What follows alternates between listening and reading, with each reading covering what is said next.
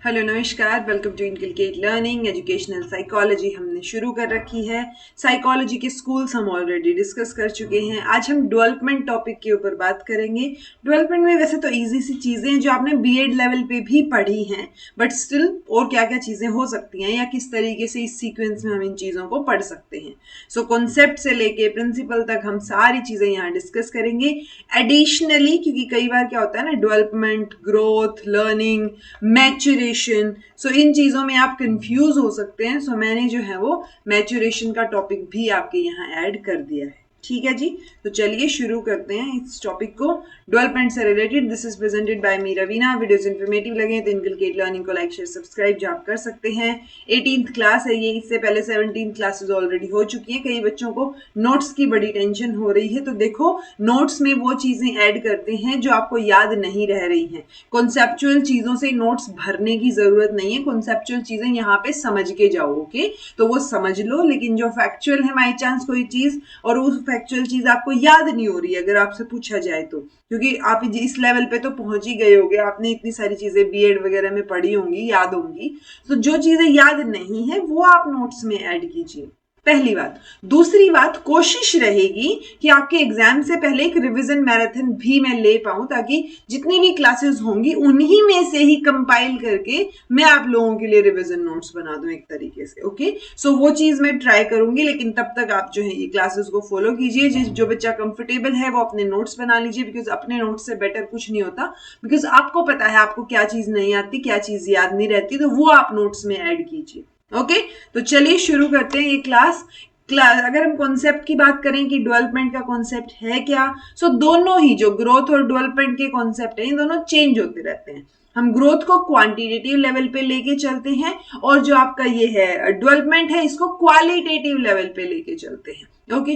Growth जो है वो पॉजिटिव और नेगेटिव दोनों हो सकती है। ग्रोथ को हम वैल्यू न्यूट्रल बोलते हैं। फॉर एग्जाम्पल, आपका वेट जो है वो अगर बढ़ रहा है तो कम भी तो हो सकता है ना, राइट? सो वो चीज क्या हो गई, पॉजिटिव या नेगेटिव, बट ग्रोथ तो हुई है, राइट? तो while development is qualitative and always positive, so development को हम पॉजिटिव फॉर्म में लेके चलते हैं जो इंप्रूवमेंट को शो करेगा।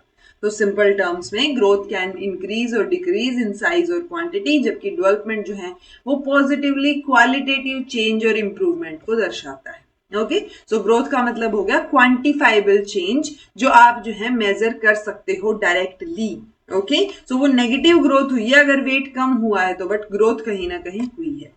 डेवलपमेंट की बात करेंगे तो हमेशा पॉजिटिव नजर आएगा, एक इंप्रूवमेंट आपको नजर आएगा स्किल्स में, एबिलिटी में, ओवरऑल फंक्शनिंग में, ठीक है? सो डेवलपमेंट जो है वो हो ही नहीं पाएगा अगर पॉजिटिव ग्रोथ की हम बात नहीं करेंगे। सो हम डेवलपमेंट को आप पॉजिटिव ग्रोथ से ही कनेक्ट करके चलोगे, तो पॉजिटिव ग्रोथ कहीं ना कहीं होगी तब हम डेवलपमेंट बोलेंगे, और उसी में ही, क्योंकि डेवलपमेंट का ही पार्ट हो गया ना ग्रोथ, ठीक है? सो पार्ट एंड पार्सल है डेवलपमेंट का। डेवलपमेंट एक ब्रॉड एरिया है, उसके अंदर ग्रोथ आ गया, ओके?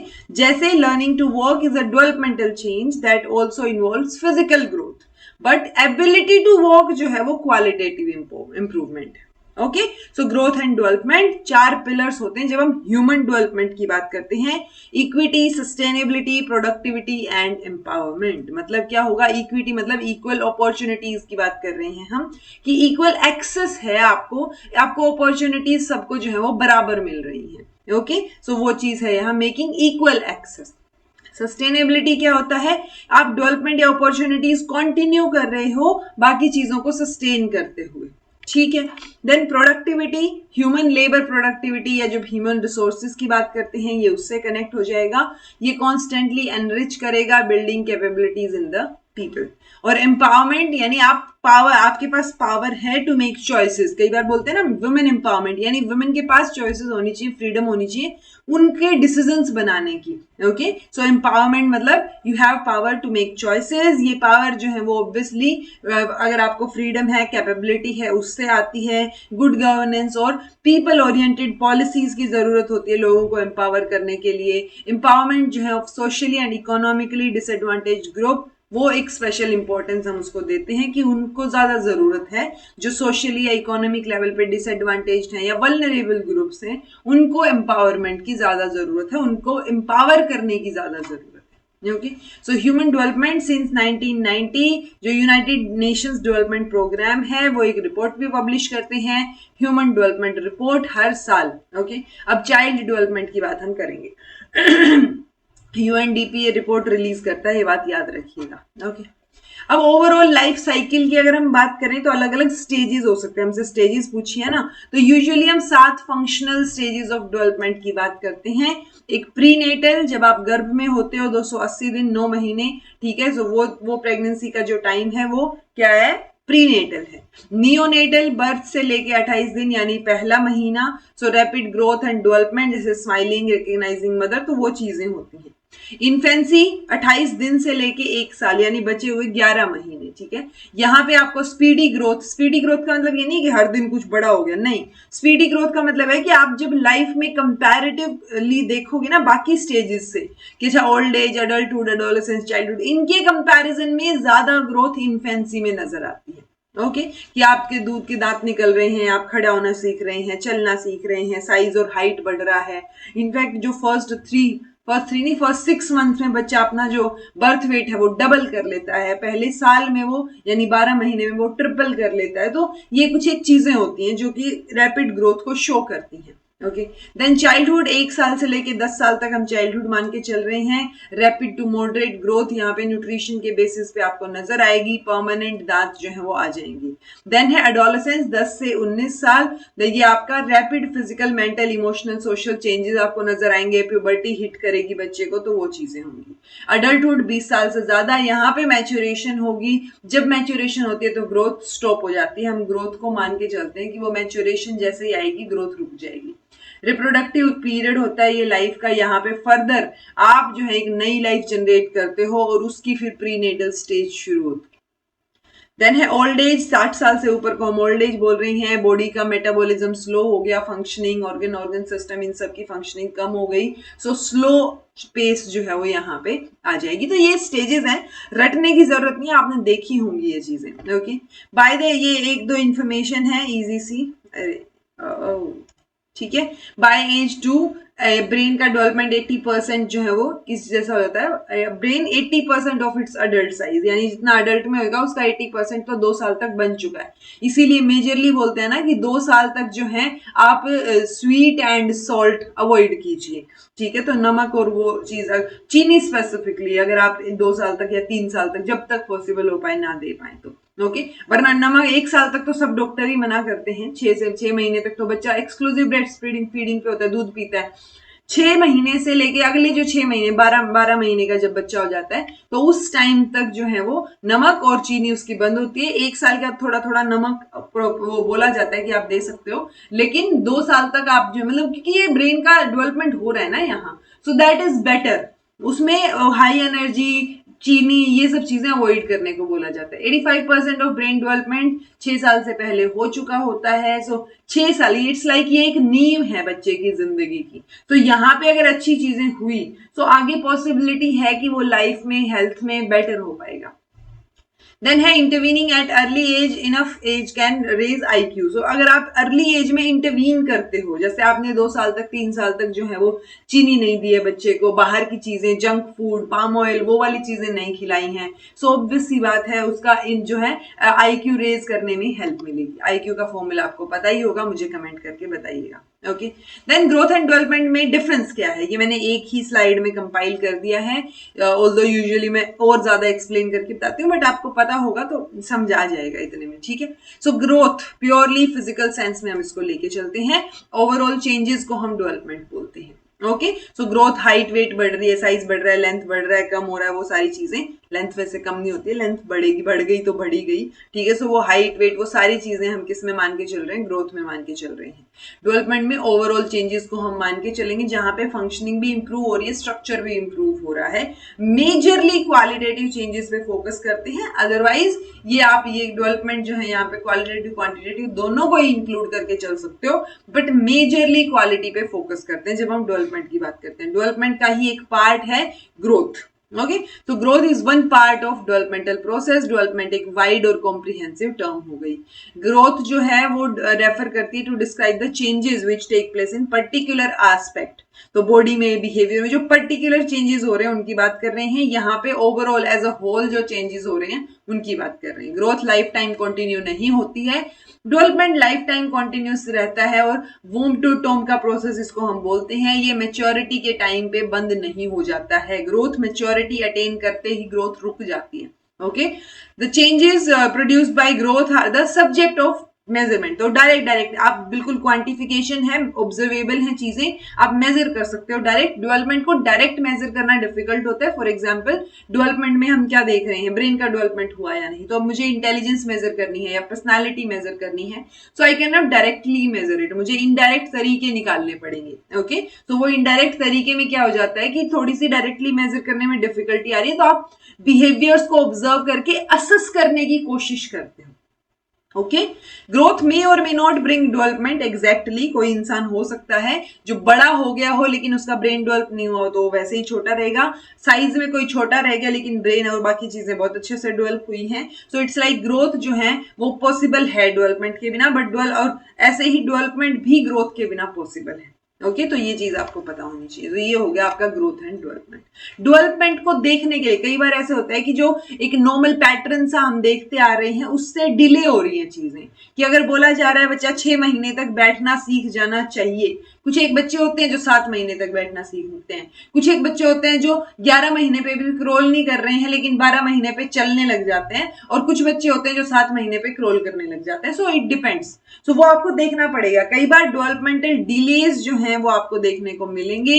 डेवलपमेंटल डिले एग्जिस्ट करते हैं इफ चाइल्ड जो है वो अपने डेवलपमेंटल माइलस्टोन को एक्सपेक्टेड एज के हिसाब से पूरा नहीं करता। जैसे आजकल ये ऑटिज्म का काफी कुछ चला हुआ है, वर्चुअल ऑटिज्म, क्योंकि बच्चे स्क्रीन अगर देखेंगे या टीवी अगर देखेंगे, तो इसीलिए बोलते हैं ना 2-3 साल 4 साल तक जब तक आप कर सको, पॉसिबल हो, स्क्रीन अवॉइड करनी चाहिए। फोन की स्क्रीन भी और टीवी की स्क्रीन भी, क्योंकि आप देखेंगे अगर आप कभी वीडियो कॉल पे भी बात करा देना बच्चे की, तो उसको अट्रैक्शन होती है उस फोन की तरफ, वो बिल्कुल झपटा मार मुर के वो फोन को जरूर देख लेंगे। ओके, सो वो चीजें, क्योंकि कई पेरेंट्स या जो भी सिचुएशन होती है, सो वो जब दिखाते हैं स्क्रीन, सो बच्चा स्क्रीन के ऊपर ज्यादा फोकस्ड रहता है, ना वो बोलता है ज्यादा कुछ, ना किसी और से आई कांटेक्ट करता है। सो वो चीजें उसके डेवलपमेंट में डिलेज देखने को मिलते हैं, और बाद में 1.5-2 साल पे रियलाइज होता है कि अच्छा, तो वर्चुअल ऑटिज्म का शिकार है बच्चा और सोशलाइज नहीं कर पा रहा है, वो बोलना भी फिर लेट सीखेंगे, बाकी सारे डेवलपमेंट के जो प्रोसेसेस है, माइलस्टोन है, वो डिले हो जाएंगे। सो डेवलपमेंटल क्वोशेंट होता है, जैसे इंटेलिजेंस क्वोशेंट होता है वैसे ही डेवलपमेंट का भी क्वोशेंट होता है, जहां पे आप हर एक एरिया को सेपरेटली मेजर कर सकते हो। ओके, फॉर्मूला क्या रहेगा, developmental as upon chronological age into 100। सो वही चीज है जैसे हम वहां पे आईक्यू की बात करते हैं, mental as divide by chronological age into 100। सो वो मेंटल एज की जगह यहाँ डेवलपमेंटल एज हो जाएगी। अगर डीक्यू बच्चे का 65 से 75 से नीचे आता है या उसके अराउंड आता है, तो आप रिस्क पे हैं डेवलपमेंटल डिले के। सो वो डेवलपमेंटल एज जो है वो आप चेक करते रहें, डीक्यू चेक करते रहें, तो वो बेटर रहता है। ओके, देन डोमेन्स की अगर बात करेंगे डेवलपमेंट की, तो बहुत सारी डोमेन्स है। फिजिकल लेवल पे भी डेवलपमेंट होगा, इमोशनल भी, कॉग्निटिव भी, moral, social, aesthetic, spiritual, intellectual, कोई भी वर्ड आप लेके आ जाओ, वो लेवल पे आपको डेवलपमेंट देखने को मिलेगा। इसमें आपको मैं मान के चल रही हूँ कि आपको मेजरली पता होगा, अच्छा फिजिकल डेवलपमेंट बोल रहे हैं तो हम क्या समझ रहे हैं उससे, इमोशनल से क्या समझ रहे हैं, तो वो और डिटेल में जाने की जरूरत हमें नहीं है। ओके, डेवलपमेंट के अराउंड कुछ एक डिबेट्स भी कई बार अराइज होते हैं, जैसे नेचर वर्सेस नर्चर का डिबेट। सो नेचर का मतलब मैं मान के चल रही हूँ हेरिडिटी, और नर्चर का मतलब मैं मान के चल रही हूँ एनवायरमेंट। ठीक है, सो ये कि कौन सा ज्यादा जो है इसके अंदर कंट्रीब्यूट करेगा, सो वो डिबेट चलता रहता है। तो इसमें हम क्या कंक्लूजन पे, क्योंकि कई बार किसी डिबेट में हम फिर भी कंक्लूजन पे पहुंच जाते हैं, कई बार नहीं पहुंचते हैं। ओके, सो यहाँ पे कंक्लूजन क्या निकल के आता है कि हेरिडिटी और एनवायरमेंट का प्रोडक्ट होता है डेवलपमेंट। ओके, सो हेरिडिटी और एनवायरमेंट का प्रोडक्ट, ये प्रोडक्ट वाला वर्ड जो है, या प्रोडक्ट है, एडिशन है, सब्ट्रैक्शन है, ये चीज सीटेट लेवल पे काफी पूछी जाती थी जब मैंने पेपर देखे थे लास्ट। ओके, तो बाकी अपने यहाँ नहीं पूछी जाती है, बट एक आधा जो होता है ना 4-5 स्टेटमेंट्स है, उनमें से एक स्टेटमेंट में आ गया, वहां पे डेफिनेटली होता है। बाकी हम पीवाईक्यूज प्रैक्टिस करेंगे तब आप देख लीजिएगा। देन है कॉन्टिन्यूटी वर्सेस डिसकॉन्टिन्यूटी, कि पियाजे की थियरी मानती है, वो डिसकॉन्टिन्यूटी को सपोर्ट करती है, कि पियाजे 4 स्टेजेस की बात करते हैं, तो वो 4 स्टेजेस में ऐसे इस तरीके से बात करते हैं वो, कि बच्चा ऐसे बड़ा हो रहा है, ठीक है, एक स्टेज पूरी हुई, फिर दूसरी शुरू हो गई, फिर तीसरी, तो स्टेयर्स की तरह, ये डिसकॉन्टिन्यूअस ग्रोथ हो गई। बाकी लोग मानते हैं कि ऐसे कॉन्टिन्यूअस ग्रोथ होती है, ऐसे कुछ एक दिन फिक्स नहीं होता कि अच्छा आज ये स्टेज खत्म हो गई और दूसरी स्टेज शुरू हो गई। ओके, सो ये डिबेट चलती रहती है। स्टेबिलिटी वर्सेस चेंज की, पर्सनालिटी ट्रेट्स जो हैं वो पूरी लाइफ सेम रहेंगे इन्फेंसी से अडल्टहुड तक, या फिर कुछ लोग मानते हैं पर्सनालिटी ट्रेट्स चेंज होते रहेंगे, क्योंकि आपकी सोशल इंटरेक्शन और बाकी चीजें जो है वो इन्फ्लुएंस करेंगी उसको। सो ये भी स्टेबिलिटी वर्सेस चेंज की डिबेट है। एक्टिविटी वर्सेस पैसिविटी की भी डिबेट है, कि बच्चा एक्टिवली ज्यादा सीखता है या जब टीचर उसको बस इनकलकेट कर देगा चीजें वो ज्यादा सीखता है। तो ऑब्वियस सी बात है, इसमें हम मान के चलते हैं कि बच्चा जितना एक्टिव रहेगा, लर्निंग बाय डूइंग से सीखेगा, वो बेहतर सीखेगा। यूनिवर्सलिटी वर्सेस कॉन्टेक्स्ट स्पेसिफिक भी हैं चीजें, कि अच्छा कॉन्टेक्स्ट वाइज चीजें चेंज होती रहती हैं या यूनिवर्सल लेवल पे डेवलपमेंट सेम रहता है। तो सिमिलर स्टेजेस रहती हैं, पैटर्न इट्स लाइक स्टेजेस का पैटर्न सेम होगा, कि बच्चा, अगर मैं पियाजे की बात कर रही हूं तो पहले प्री ऑपरेशनल स्टेज में आएगा, देन नेक्स्ट स्टेज सेंसरी में आएगा, सेंसरी मोटर, ठीक है, सेंसरी मोटर से प्री ऑपरेशनल पे जाएगा। सो इट्स लाइक ऐसा नहीं कि सेंसरी मोटर से सीधा कॉन्क्रीट ऑपरेशनल पे चला गया। ओके, सो वो चीज नहीं होगी, आपको सीक्वेंस देखने को मिलेगी, but rate of development very करेगा। ओके, सो वो चीज आपको पता होनी चाहिए। डेवलपमेंटल टास्क भी होते हैं जी, पूछे जा सकते हैं, इंट्रोड्यूस किए रॉबर्ट हैविगर्स ने, एटलीस्ट नाम ही पता हो आपको। सो डेवलपमेंटल टास्क जो एक तरीके से मिडवे हैं इंडिविजुअल नीड और सोशल डिमांड, बिकॉज सोसाइटी आपसे कुछ डिमांड कर रही है, आपके इंडिविजुअल लेवल पे कुछ और डिमांड है अपने आप से, सो यहाँ पे आप मिडवे निकालने की कोशिश करते हो। ओके, डेवलपमेंटल टास्क का सोर्स अगर आप देखोगे तो बायो साइको सोशल मॉडल इसको बोलते हैं, क्योंकि बायोलॉजी, साइकोलॉजी और सोशियोलॉजी, तो कुछ एक टास्क है मेनली जो फिजिकल मैच्योरेशन पे बेस्ड हैं, कुछ एक टास्क इन्वॉल्व करते हैं पर्सनल वैल्यूज एंड एस्पिरेशन, और कुछ एक टास्क सोसाइटी के हिसाब से सोशियो कल्चरल वैल्यूज या कल्चरल फोर्सेस जो हैं उनके ऊपर डिपेंड करते हैं। ओके, तो हैविगर्स ने 6 मेजर स्टेजेस बताई, क्योंकि हम स्टेजेस की भी बात करनी थी ना हमने, तो 6 मेजर स्टेजेस हैं ह्यूमन लाइफ की। इन्फेंसी, अर्ली चाइल्डहुड, तो 6 साल से नीचे की बात हो रही है, 6 से 12 साल में मिडिल चाइल्डहुड, 13 से 18 साल एडोलेसेंस, 19 से 30 साल अर्ली एडल्टहुड, देन 30 से 60 में मिडिल एज आ गई, और 60 के बाद जो है वो लेटर मेच्योरिटी आ गई। ओके, अब हर एक स्टेज पे कुछ ना कुछ आपके लिए डेवलपमेंटल टास्क होंगे, जैसे इन्फेंसी और early childhood, developmental task is like development के दौरान जो जो टास्क आपने करने हैं, जैसे बच्चा चलना सीखेगा, अपने सॉलिड फूड लेना सीखेगा, बात करना सीखेगा, अपने जो एक्सक्रीट पोर्शन है अपनी बॉडी में उसको बाहर निकालना सीखेगा, कंट्रोल सीखेगा उस पर, सेक्स डिफरेंस समझेगा कि अच्छा मैं लड़का हूं वो लड़की है, इस तरीके से सेक्सुअल मोडेस्टी समझेगा, then forming concepts and learning language, तो वो लैंग्वेज भी डेवलप होगी, और रेडी टू रीड यानी रेडीनेस होगी, आप पढ़ने के लिए रेडी होंगे जब तक 6 साल के होंगे। ओके, सो ये इन्फेंसी और अर्ली चाइल्डहुड के क्या है, डेवलपमेंटल टास्क हैं। अगर आप मिडिल चाइल्डहुड के देखेंगे तो उसमें फिजिकल स्किल्स आप सीख रहे हैं ऑर्डिनरी गेम्स के लिए, ठीक है, अपने एजमेट्स के साथ आप चीजें सीख रहे हैं, गेट अलोंग होना सीख रहे हैं, तो ये सारी चीजें किस में आ जाएंगी, मिडिल चाइल्डहुड में आ जाएंगी, जो आपसे एक्सपेक्ट की जाती है कि अच्छा आप 6 से 12 साल की उम्र है आपकी, तो ये सारी चीजें आप धीरे धीरे करके करेंगे, अटेन करेंगे। एडोलेसेंस की बात करेंगे तो आप जो है फ्रेंड्स बनना सीखते हो दोनों ही सेक्सेस के साथ, देन एक्सेप्ट करते हो खुद की फिजिकल बॉडी एंड चीजें, हेल्दी रहने की बात करते हो, सेल्फ सफिशिएंट ज्यादा रहने की कोशिश करते हो, जॉब और करियर ओरिएंटेड वैल्यूज पे ज्यादा फोकस होता है, तो वैल्यू गाइडेड बिहेवियर होता है, सोशली रिस्पॉन्सिबल बनना शुरू करते हो यहाँ पे। तो ये एडोलेसेंस के हो गए। एडोलेसेंस के दौरान 2 और वर्ड आते हैं, एनोरेक्सिया नर्वोसा और एक है बुलिमिया नर्वोसा, तो ये आपको पता हो, बुलिमिया इज लाइक बल्क में आप खा रहे हो, ऐसे याद रख लो। सो बिंज ईटिंग हो गया, तो एक सीरियस ईटिंग डिसऑर्डर है बाय बिंजिंग, तो इसमें followed by methods to avoid weight gain. Obviously जब एक बार बिंज ईटिंग करके बढ़ गया तो आप फिर कम करना चाहोगे। देन एनोरेक्सिया जो है उसमें आप क्या कर रहे हो, और वो इट्स लाइक ओबीस पीपल है, अब वो वेट के बारे में इतना इतना सोच रहे हो आप कि आप स्टार्व कर रहे हो खुद को, कुछ खा नहीं रहे हो और बहुत ज्यादा एक्सरसाइज कर रहे हो, तो एनोरेक्सिया में आप स्टार्विंग है और बुलिमिया में आपकी बिंज ईटिंग है। ओके, देन है जी अर्ली अडल्टहुड के हैं, ये मिडल के हैं, ये आपके लेटर के हैं। तो आपसे जो जो एक्सपेक्ट किया जाता है, जैसे 19 से 30 के बीच में आप एक साथी चूज करते हो अपना, उसके साथ रहना सीखते हो, फैमिली स्टार्ट करते हो, अपने बच्चों को बड़ा करते हो, होम को मैनेज करते हो, occupation, then assuming civic responsibilities. तो ये सारी चीजें अर्ली चाइल्डहुड में नजर अडल्टहुड में नजर आएंगी।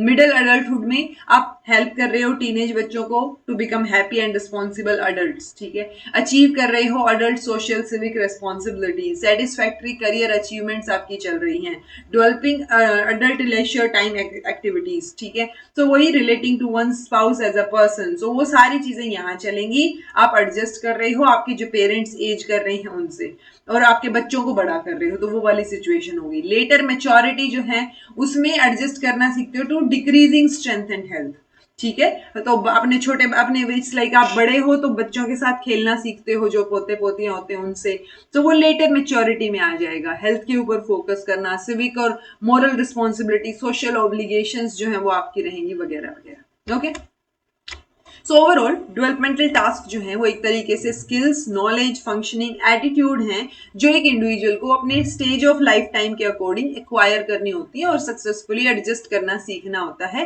कंपैरेटिवली धीरे धीरे करके ज्यादा डिफिकल्ट रोल्स में। ओके, चलिए देन आती हैं जी theories of development. Theories of development में ये हम मेजरली पढ़ते हैं, इनको मैं मोटे तौर पे आपको कवर करवा देती हूँ। ऑल्दो वाइगोट्स्की और पियाजे हमने कवर कर लिए थे लास्ट क्लास में जब हमने साइकोलॉजी की बात की थी। ओके, बट स्टिल मोटे मोटे तौर पे मैं आपको ये सारी चीजें बता देती हूँ। हमने फ्लूइड भी कवर किए थे, बट चलो देखते हैं इनमें से क्या क्या चीजें हम डिस्कस कर पाते हैं। पियाजे की 4 स्टेजेस, ये तो कल भी करवाया था मैंने, ठीक है। तो सेंसेस टीचर्स हैं, रिफ्लेक्स एक्शन, इमिटेटिव बिहेवियर, ठीक है, डिफरेंट इमिटेशन भी नजर आएगा, ऑब्जेक्ट परमानेंस आ जाएगी, out of sight out of mind वाली स्थिति नहीं रहेगी। ओके, प्री ऑपरेशनल में फिर toy age, egocentrism, pre gang age, animism होता है, वही गुड़िया में भी जान होती है वाली सिचुएशन, इरिवर्सिबिलिटी यहाँ रहेगी, बच्चे को रिवर्सिबल सीक्वेंस समझ नहीं आएगी, ट्रांसडक्टिव रीजनिंग, इसीलिए यहाँ पे इरिवर्सिबल होती हैं चीजें। अगर आपको थोड़ा सा भी ध्यान हो, कई बार आपने रील्स में ऐसा जरूर देखा होगा कि एक मदर या फादर कोई एक्सपेरिमेंट कर रहे होते हैं बच्चे के साथ कि और ऊपर लिखा होता है कि if you will win 2 hour screen time, ऐसे करके, ठीक है। और उस विन में क्या होता है कि एक ग्लास रखा है पानी का या जूस का, किसी भी चीज का, और उसके साइड में एक स्पून रखा है, वो स्पून को टेढ़ा करते हैं, बच्चे भी टेढ़ा कर देते हैं, वो सीधा करते हैं, वो सीधा कर देते हैं, ठीक है। वो ग्लास को उठा के उधर रखते हैं, वो बच्चे भी रख देते हैं, फिर एक बार वो ग्लास को उठा के वो पानी या जूस को पी लेते हैं, अब बच्चे भी उसको पी लेते हैं, और मदर या फादर ने वो मुंह में ही रखा होता है तो वो वापस से उस ग्लास में डाल देते हैं कि अब ये करके दिखाओ।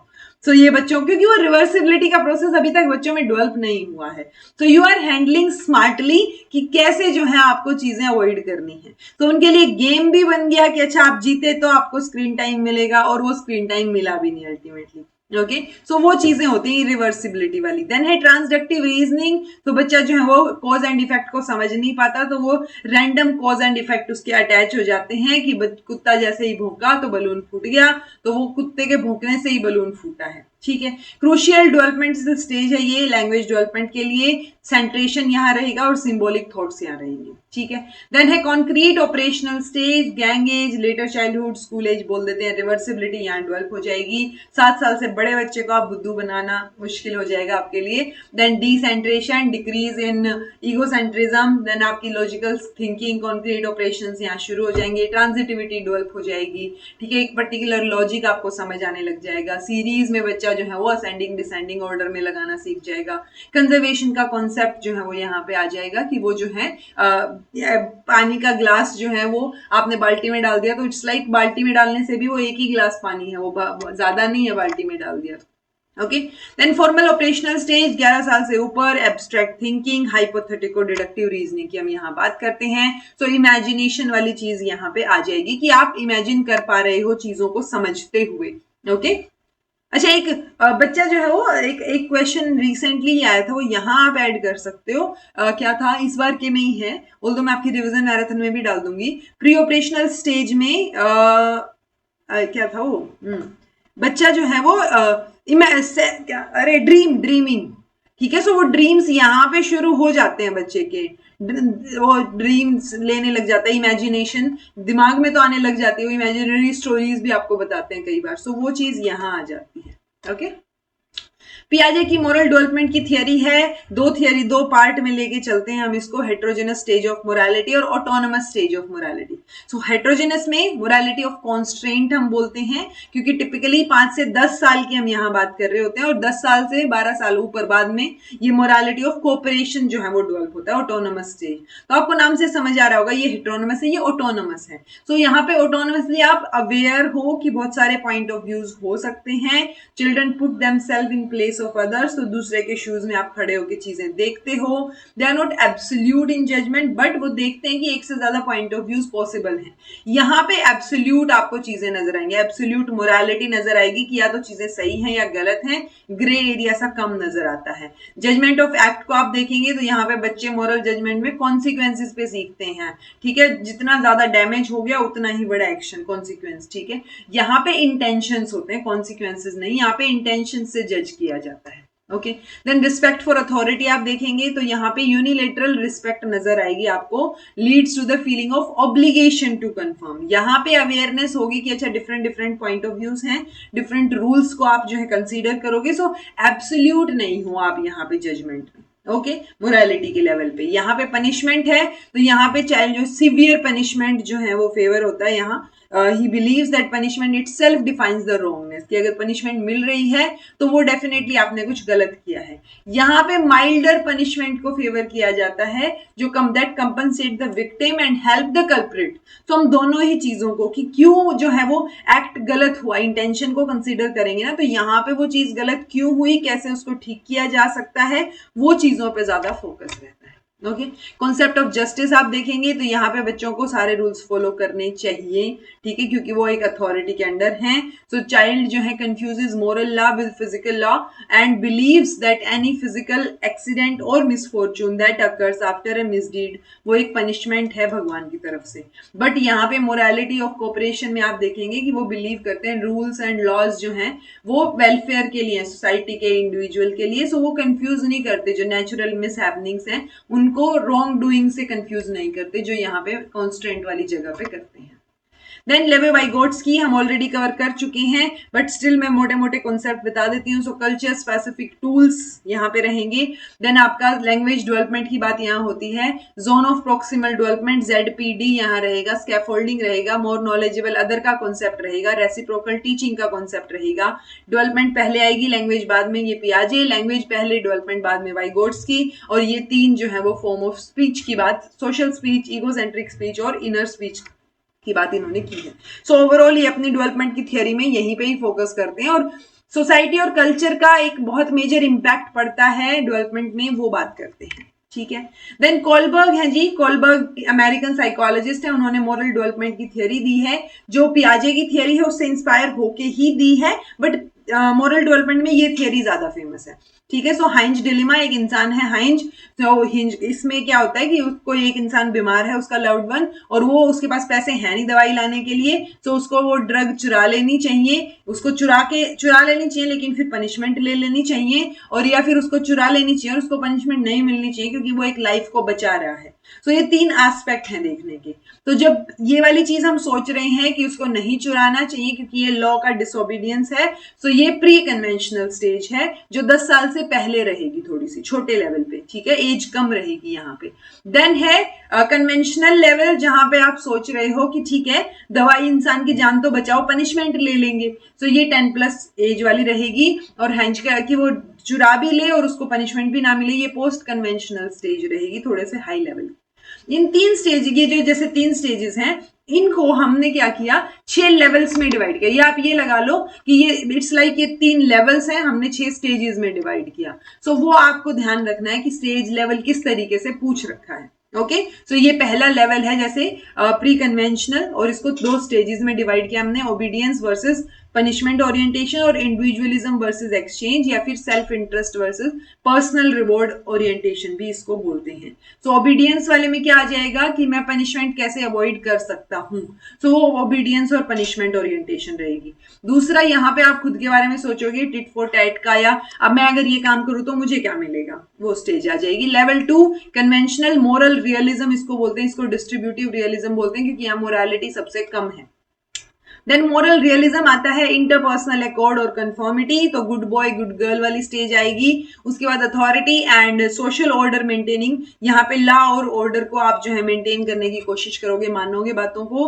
देन पोस्ट कन्वेंशनल, जिसको मोरालिटी ऑफ कोऑपरेशन बोलेंगे, जो दो हमने पढ़ी हुई थी ऊपर, मोरालिटी ऑफ कोऑपरेशन और कांस्टेंट। सो कोऑपरेशन वाली चीज है ये। यहाँ पे सोशल कॉन्ट्रैक्ट ओरिएंटेशन रहेगा, जस्टिस और स्पिरिट ऑफ लॉ को आप ऊपर रखेंगे, और यूनिवर्सल एथिकल प्रिंसिपल्स। यहाँ पे ये एक selfless stage, conscious selfless stage है। तो यहाँ ये एक तरीके से हाईएस्ट लेवल हो गया एथिकल प्रिंसिपल्स या मोरालिटी के लिए। ओके, सो ये स्टेजेस आपको पता होनी चाहिए। देन है एरिक्सन साइको सोशल डेवलपमेंट। आपको पता हो, जैसे सोशियो कल्चरल की बात करते हैं तो वाइगोट्स्की, साइको सोशल की बात करते हैं तो एरिक्सन, साइको सेक्सुअल की बात करोगे तो सिगमंड फ्रॉइड। तो ये नाम आपको इजीली पता होने चाहिए। इन्होंने 8 स्टेजेस की बात की है जी, ये 8 की 8 स्टेजेस, और कौन कौन सी एज में है ये वो आपको पता होनी चाहिए। इसमें आपको ध्यान रखने वाली चीजें हैं, आपने मुझे लगता है कर रखा होगा ये डिटेल में भी, कि सबसे पहले ट्रस्ट वर्सेस मिसट्रस्ट की 1 साल से लेके 1.5 साल तक आप बच्चे में जो है वो या तो ट्रस्ट डेवलप होगा या किसी चीज के लिए मिसट्रस्ट भी डेवलप हो सकता है। तो ये वो वाली स्टेज है कि अच्छा आप प्यार से रखेंगे उसको, प्यार से बात करेंगे, प्यार से ट्रीट करेंगे, ठीक है। जब वो रो रहा है तो आपने हग कर लिया, सो वो ट्रस्ट डेवलप होगा बच्चे का वहां पे, ठीक है। या यही एक स्टेज है, ट्रस्ट अगर डेवलप नहीं हो पाया तो मिसट्रस्ट भी डेवलप हो सकता है। देन ऑटोनॉमी, कि वो अपना काम खुद कर सकता है, जैसे पोटी ट्रेनिंग वगैरह होती है टोडलर की, सो वो खुद कर लेगा। अदरवाइज अगर आप उसको शेम और डाउट फील करवाओगे तो वो स्टेज में भी बच्चा जा सकता है। ओके, ऐसे ही इनिशिएटिव वर्सेस गिल्ट, की वो कोई काम करने के लिए इनिशिएटिव ले रहा है, चीजें कर रहा है, वो स्टेज भी आ सकती है। अदरवाइज गिल्ट की फीलिंग में भी वो दबा हुआ रह सकता है। सो वो दो, ये बेसिकली 2 वर्सेस वाली स्टेजेस हैं सारी ही, कि यहाँ पे या तो ये चीज होगी, अगर ये चीज नहीं हुई तो फिर उल्टा नेगेटिवली, जैसे इंडस्ट्री वर्सेस इंफीरियर है, सो बच्चा यहाँ इंफीरियर भी फील कर सकता है और दब भी सकता है, ठीक है। Identity versus role confusion adolescence में आता है। Intimacy versus isolation early childhood, generativity versus stagnation middle adulthood, और then ego integrity versus despair, वो आपकी 8th स्टेज होगी। तो ये स्टेजेस के नाम पता हो। अभी तक मेजरली नाम ही पूछे गए हैं या गलती से इन्होंने सीक्वेंस में लगाना पूछा है, उसके अलावा ज्यादा इससे पूछा नहीं जाता। मेजर क्वेश्चन पियाजे से आता है। ओके, देन है आपका ब्रूनर अमेरिकन साइकोलॉजिस्ट हैं, कोग्निटिव डेवलपमेंट की थ्योरी दी है। 3 स्टेजेस की बात करते हैं, एनेक्टिव, आइकॉनिक, सिंबॉलिक। एनेक्टिव में आप मूवमेंट और एक्शन के थ्रू सीख रहे हो, आइकॉनिक में आप इमेजेस के थ्रू सीख रहे हो, सिंबॉलिक में आप एब्स्ट्रैक्ट सिंबल्स के थ्रू सीख रहे हो, ठीक है। Then methods of studying development, तो 2 मेथड आपके सिलेबस में मेंशन है, लॉन्गिट्यूडनल और क्रॉस सेक्शनल। सो लॉन्गिट्यूडनल नाम से ही पता चल रहा है, मैं आपको एक एग्जांपल देती हूँ, आप वहां से समझ जाएंगे। ये बेसिकली रिसर्च स्टडी के दौरान के एग्जांपल्स हैं कि आप कैसे जो है डेवलपमेंट को स्टडी करोगे। जैसे हमने DQ की बात की, डेवलपमेंटल कोशेंट, अगर आप देख लोगे तो आपको आइडिया हो जाएगा डेवलपमेंटल ठीक चल रहा है डेवलपमेंट या डिले चल रहा है, राइट। सो वैसे ही डेवलपमेंट को स्टडी करने के 2 तरीके हम मेजरली लेके चल रहे हैं, लॉन्गिट्यूडनल मेथड और क्रॉस सेक्शनल मेथड। लॉन्गिट्यूडनल आप ऐसे याद रखो, लॉन्गिट्यूडनल लंबा चलने वाला मेथड और क्रॉस सेक्शनल छोटा मेथड है। फॉर एग्जांपल, अगर आपको ये देखना है कि 1st क्लास से लेके 10th क्लास तक बच्चे का डेवलपमेंट चेक करना है, सो अगर आप एक आपके पास ऑप्शन है कि आप 1st क्लास का एक बच्चा लो, उसको शुरू करो, और 10 साल तक जैसे जैसे बच्चा बड़ा हो रहा है आप उसके डेवलपमेंट को चेक करो, एम्फेसाइज करके, और उसको नोटिस करो, ऑब्जर्व करके अपना डाटा इकट्ठा करो 10 साल। That is long period, so longitudinal method हो गया, ठीक है। एक तरीका ये है कि मैंने कुछ बच्चे 1st क्लास के लिए, then 2nd class, 3rd class, 4th class, 5th class, तो मैंने ऐसे हर एक क्लास के बच्चे ले लिए जिनसे मैं एक बार जाके मिल रही हूँ, डाटा कलेक्ट कर रही हूँ, एंड दैट्स इट। फिर मैं कंक्लूजन निकाल दूंगी, तो वो क्रॉस सेक्शनल मेथड है, ठीक है। लॉन्गिट्यूडनल में क्या हो रहा है, लंबा चल रहा है बट एक ही इंसान से या एक सब्जेक्ट जो हम लेके चल रहे हैं उन्हीं से डाटा कलेक्ट हो रहा है। आप जिससे डाटा कलेक्ट करना है, सब्जेक्ट जिसको हम बोलते हैं रिसर्च स्टडी में, तो वो सब्जेक्ट से एक बार नहीं बार बार मिल रहे हो, सो वो मीटिंग बार बार हो रही है। क्रॉस सेक्शनल में सिर्फ एक बार मिलोगे आप। तो ये लॉन्गिट्यूडनल और क्रॉस सेक्शनल का एग्जाम्पल मैंने आपको दे दिया है, इसी तरीके से इसको याद रखना।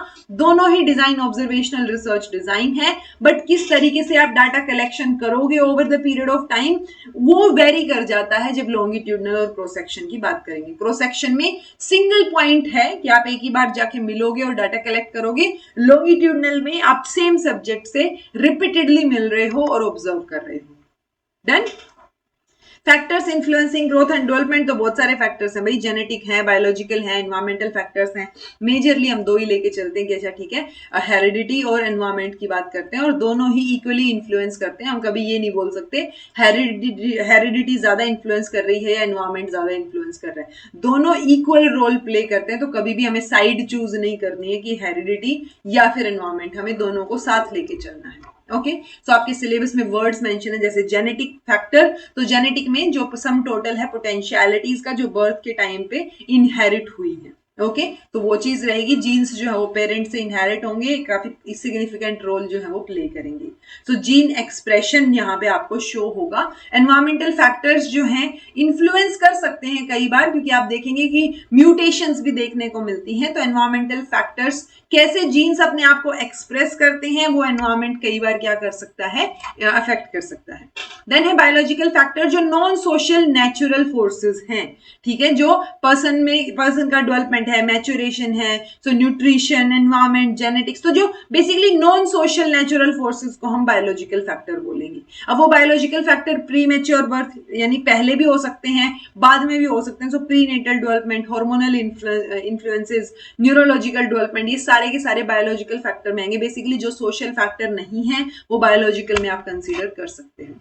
एनवायरमेंटल में बाकी चीजें आ जाएंगी, physical environment, socio economic environment, social या कल्चरल फैक्टर, न्यूट्रिशन, तो वो सारी चीजें एनवायरमेंट में आ जाएंगी। ओके, सो दोनों हेरिडिटी और एनवायरमेंट इक्वल रोल प्ले करते हैं। डेवलपमेंट जो है वो प्रोडक्ट माना जाता है हेरिडिटी और एनवायरमेंट का। ये कुछ एक इंटरनल फैक्टर्स हैं, जैसे इंटरनल एक्सटर्नल में भी डिवाइड कर देते हैं बहुत बार। तो इंटरनल में heredity, biological factor, constitutional factor, ये बॉडी के लेवल पे कॉन्स्टिट्यूशनल है। Intelligence, emotional factor, social factor, तो ये इंटरनल लेवल पे है।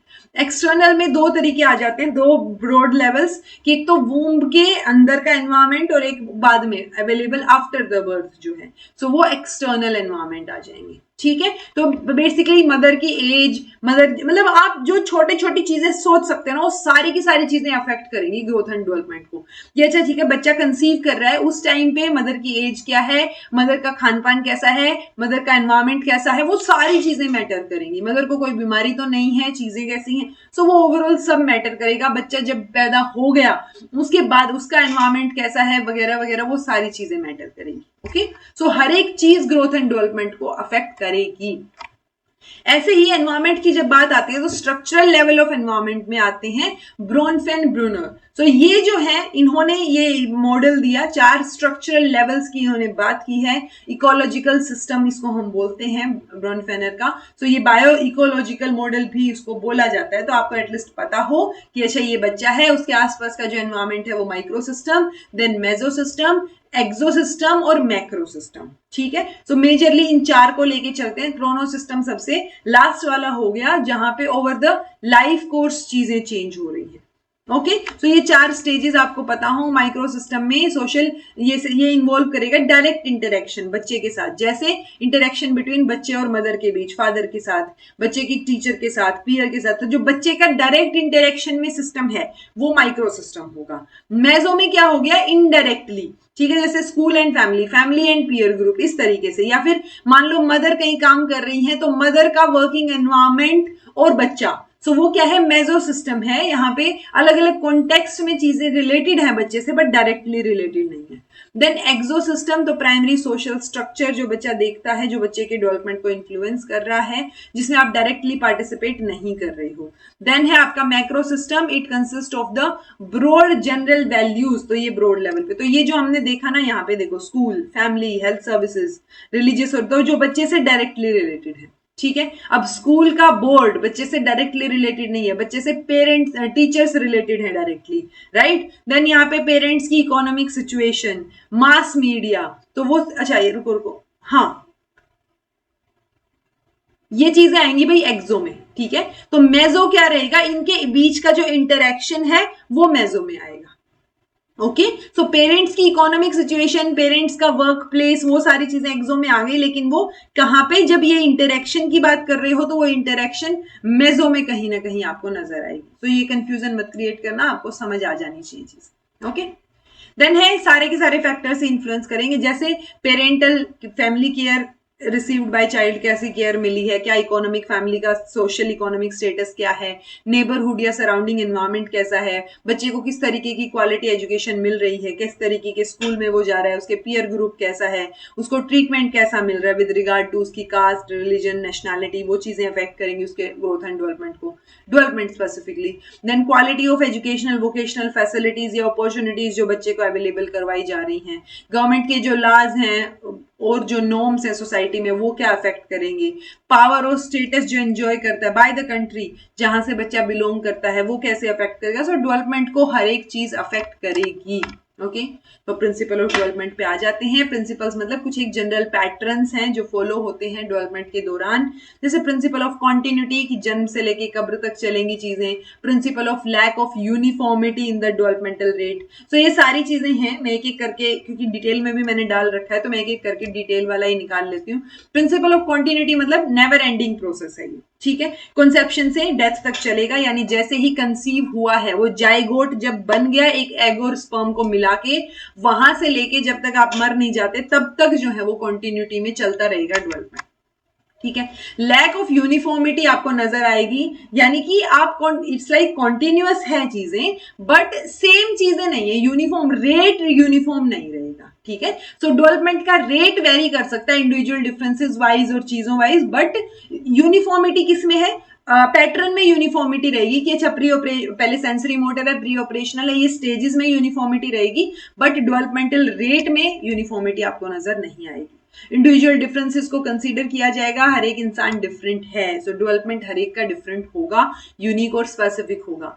पैटर्न यूनिफॉर्म रहेगा लेकिन पैटर्न में डेवलपमेंटल रेट यूनिफॉर्म नहीं रहेगा, ये बात आपको समझनी जरूरी है।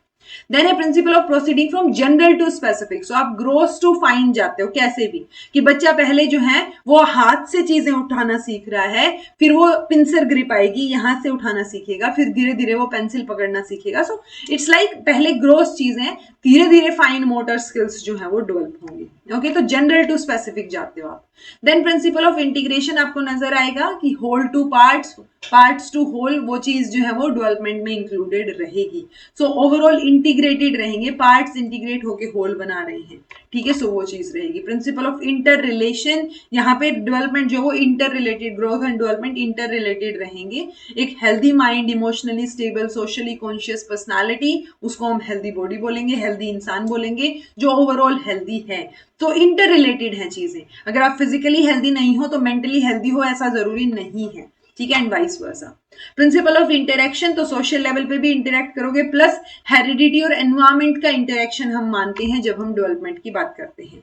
सिफेलोकॉर्डल, प्रोक्सिमो डिस्टल, प्रोक्सिमो से पेरिफेरी, मैं ऐसे याद रखती हूँ इसको, पी से प्रोक्सिमो, पी से पेरिफेरी, पेरिफेरी मतलब सेंटर से पेरिफेरी की तरफ आप जा रहे हो, तो प्रोक्सिमो डिस्टल में सेंटर टू पेरिफेरी याद रखो, सेंटर इट्स लाइक सेंटर से एक्सट्रीमिटीज देन डेवलप हो रही हैं, और सिफेलोकॉर्डल में फिर हेड टू टो बच गया, ठीक है। सो हेड टू फुट या हेड टू टो हम जब डेवलपमेंट देखते हैं तो वो आपका क्या हो गया, सिफेलोकॉर्डल हो गया। प्रिंसिपल ऑफ प्रिडिक्टेबिलिटी, आप चीजें प्रिडिक्ट कर सकते हो बट उसमें जो वो है ना, इट्स लाइक पैटर्न आपने प्रिडिक्ट कर दिया बट रेट प्रिडिक्ट नहीं कर पाओगे आप। हमने ये तो प्रिडिक्ट कर दिया कि अच्छा एक स्टेज के बाद दूसरी स्टेज आएगी, तीसरी स्टेज आएगी, बट कब आएगी एग्जैक्टली हर एक बच्चे के लिए वो नहीं प्रिडिक्ट कर पाओगे। So it's like uniformity of pattern है बट डेवलपमेंटल रेट यूनिफॉर्म नहीं है, वही चीज को हम प्रिडिक्टेबिलिटी में इंक्लूड कर सकते हैं। Principle of spiral versus linear advancement, linear नहीं मान के चलते हैं हम ग्रोथ को, ग्रोथ एंड डेवलपमेंट को, वो क्या है, स्पाइरल है, यानी कि वो बढ़ तो रहा है, आगे की तरफ ही जा रहा है, लेकिन क्या हो रहा है उसके अंदर, कभी स्लो कभी फास्ट हो रहा है। तो इस तरीके से स्पाइरल ग्रोथ नजर आएगी आपको। आप इसको एक स्प्रिंग की तरह देखो कि नीचे से ऊपर ही जा रहे हो आप, लेकिन उसमें कैसे, इस तरीके से आप मुझे देख सकते हो एक बार, ये है ना, यहां से डेवलपमेंट शुरू है, यहां से, ठीक है, तो यहां से शुरू होके कभी कम कभी ज्यादा होगा लेकिन जाएगा ऊपर की तरफ ही, ठीक है। सो वो चीज आपको ध्यान रखनी है कि development at any stage never take place with a constant और स्टेडी पेस। तो सेम नहीं होती है पेस, पेस अलग अलग रहेगी बट डेवलपमेंट चलता रहेगा। ओके देन जी एजुकेशनल इंप्लीकेशंस क्या रहेंगी प्रिंसिपल ऑफ डेवलपमेंट। तो अगर बीइंग अ टीचर मुझे प्रिंसिपल ऑफ डेवलपमेंट पता है कि कैसे डेवलपमेंट होता है, तो मैं बेहतर तरीके से बच्चों को सिखा पाऊंगी। ओके, अगर मुझे इंडिविजुअल डिफरेंसेस का कॉन्सेप्ट पता है तो मैं अटेंशन दे पाऊंगी, अच्छे तरीके से प्लानिंग कर पाऊंगी कि मुझे कैसे पढ़ाना है, बिकॉज मैं बच्चों के इंडिविजुअल डिफरेंसेस से ऑलरेडी क्या बोलते हैं, पता है मुझे वो सारी की सारी, अवेयर हूँ।